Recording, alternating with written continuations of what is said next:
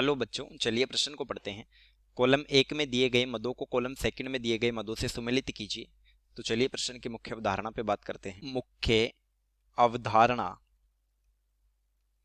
देखिए, जो जियोलाइट होता है Al2Si2O8 डॉट H2O को जियोलाइट बोला जाता है, को जियोलाइट बोला जाता है। देखिए, 30% W/VH2O2 को बोला जाता है पर हाइड्राइल।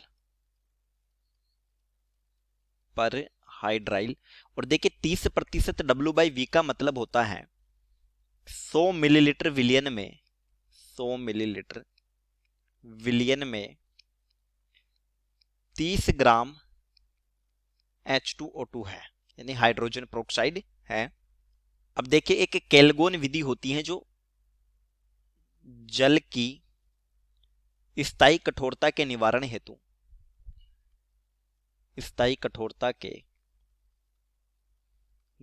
हेतु केल्गोन विधि प्रयुक्त की जाती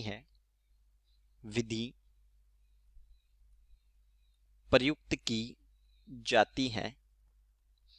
इस विधि में एक यौगिक होता है सोडियम हेक्सामेटाफॉस्फेट, जिसको लिखा जाता है Na2Na4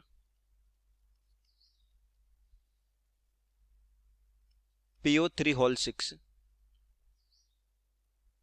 इसको कहते हैं सोडियम हेक्सामेटाफॉस्फेट।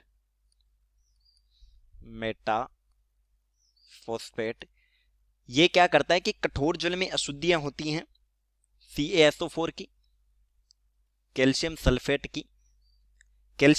की, मैग्नीशियम सल्फेट की, कैल्शियम क्लोराइड, मैग्नीशियम क्लोराइड की, तो ये CaSO4 से क्रिया करके एक संकुल बनाता है Na2Ca2PO3 प्लस 2Na2SO4। इस संकुल को नाम दिया जाता है केल्गोन। एक जल की स्थायी कठोरता के निवारण हेतु जियोलाइट भी प्रयुक्त किया जाता है। जल की स्थायी कठोरता के निवारण हेतु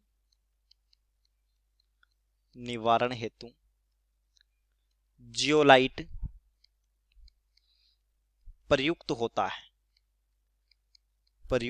है। और मुख्य उदाहरण में हमने जियोलाइट का सूत्र देखा, तो उसको हम जेड से लिख लेते हैं। तो देखिए, यहां पर Na2Z सोडियम जियोलाइट जो है, सोडियम जियोलाइट ये क्रिया कर लेता है कठोर जल में जो अशुद्धियां होती हैं CaCl2 से, और ये बनता है 2Na प्लस AZ यानी कैल्शियम जियोलाइट। तो देखिए, हाइड्रोजन पेरोक्साइड का उपयोग ये होता है परहाइड्राइल। तो हमारे उत्तर में हो जाएगा, फर्स्ट में आएगा बी केल्गोन विधि, इसमें प्रयुक्त होता है सोडियम हेक्सामेटाफॉस्फेट, यानी सेकंड में सी। और थर्ड में देखिए, जल की स्थायी कठोरता को जिसके द्वारा निकाला जाता है तो वो हो गया जियोलाइट, यानी थर्ड में ए। चलिए, उम्मीद करता हूं प्रश्न समझ आया होगा। धन्यवाद।